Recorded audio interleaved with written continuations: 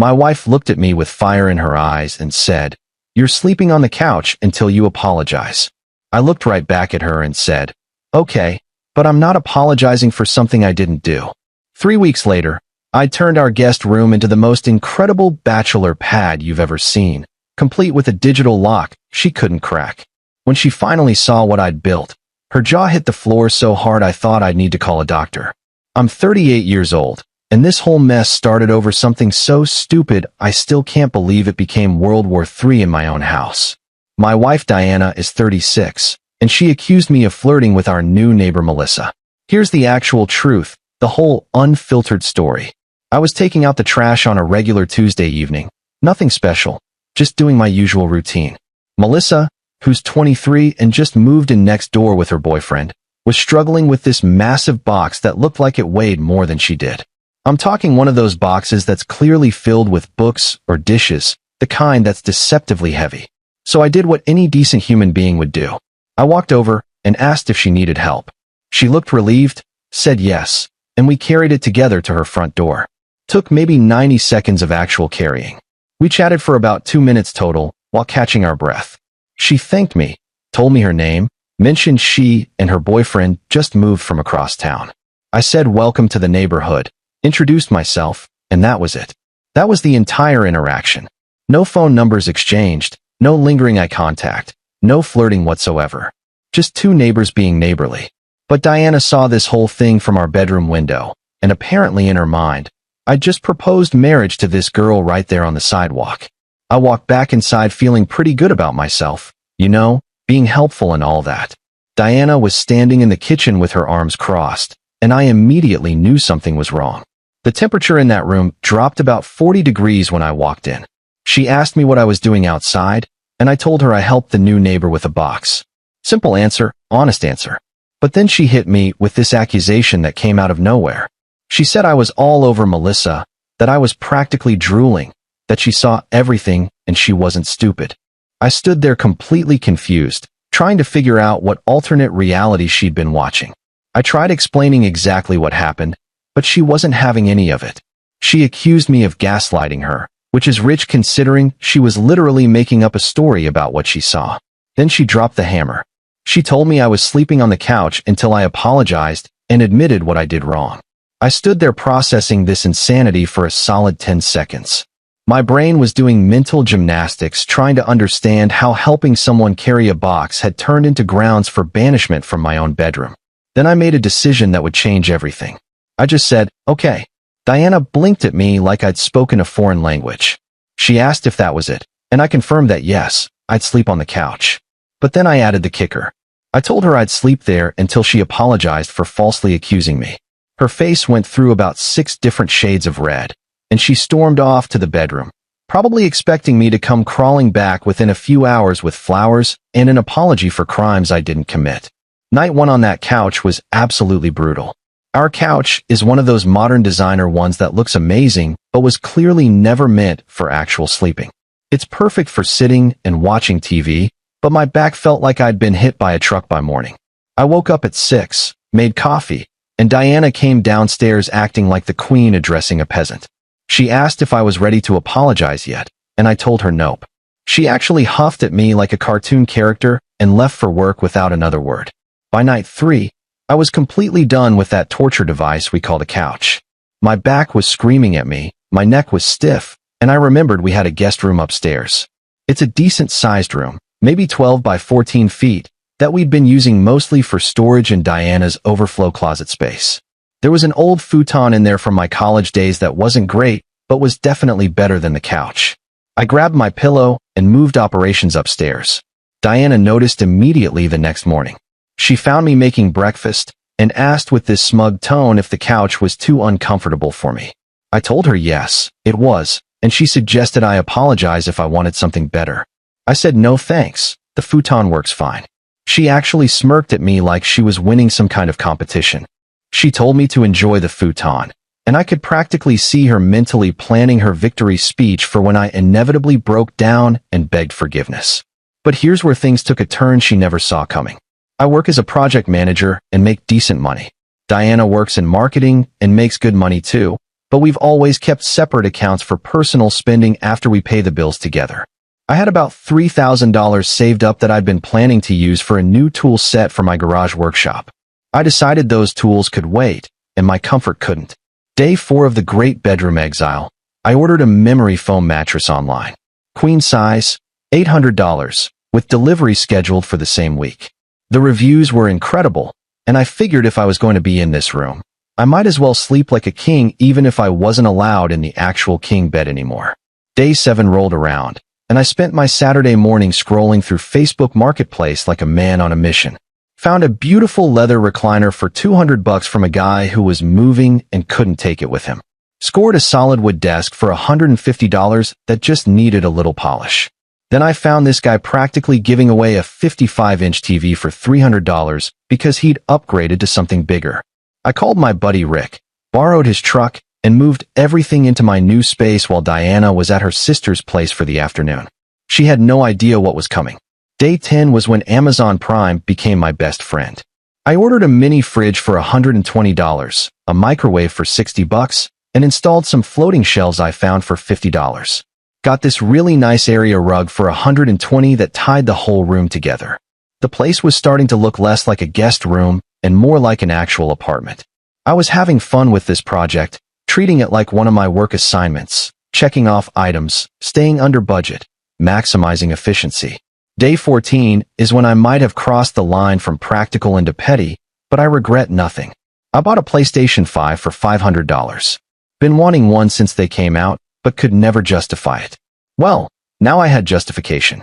Grabbed a soundbar for $200 so I could actually enjoy the gaming experience. Also picked up blackout curtains for $40 because why should I wake up to sunlight when I didn't wanna? The room was becoming everything I'd ever wanted in a personal space. Day 18 was the finishing touches that really made it mine. LED strip lights for mood lighting that I installed around the ceiling perimeter. Cost me $30 and looked like something out of a tech magazine. I bought a couple of vintage band posters I'd always wanted to hang.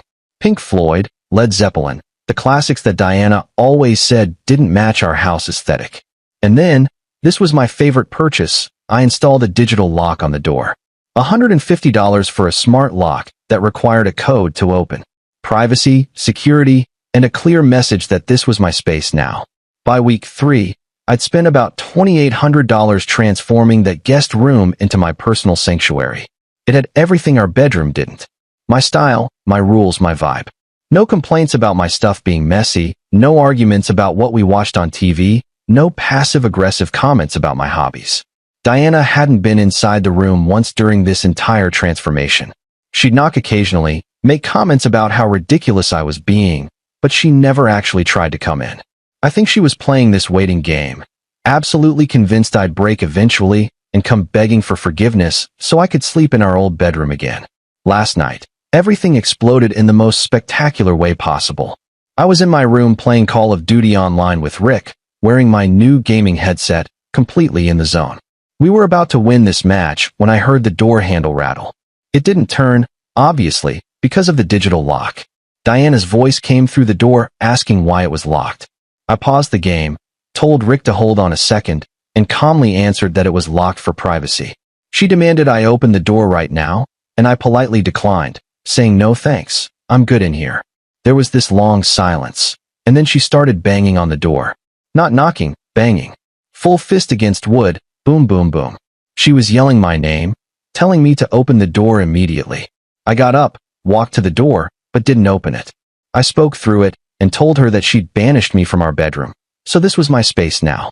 I added that she was welcome to apologize for falsely accusing me anytime she wanted.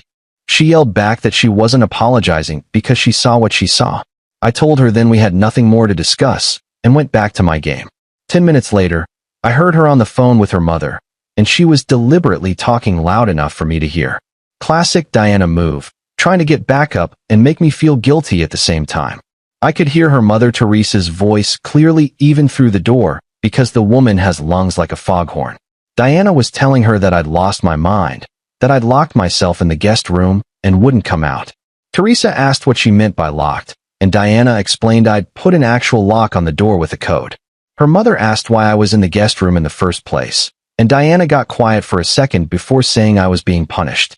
Teresa asked what for, and Diana's voice got smaller when she said I was flirting with the neighbor. Her mom asked if I really was, and Diana paused again. Teresa asked what exactly I did, and Diana admitted that I helped the neighbor carry a box. The silence on the other end of that call was deafening. Even through the door, I could feel the weight of that pause. Then Teresa asked if that was really it, and Diana started explaining about how I looked at Melissa, how she could tell I was interested. Her own mother cut her off and told her that maybe she should be the one apologizing. Diana lost it, asking whose side her mother was on, and then she hung up. More banging on my door followed. Diana was yelling that she was calling a locksmith to remove my lock.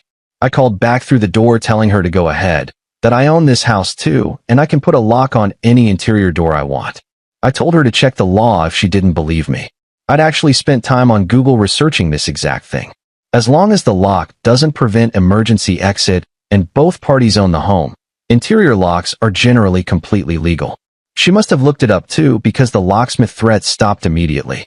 Then came the text messages, and oh man, were they something. She started with telling me this whole situation was insane and I was acting like a child. I responded calmly. She texted that the room was for guests, and I replied that I was adapting to my circumstances. She pointed out all my clothes were still in our old room, and I told her I'd bought new clothes that were now in my closet.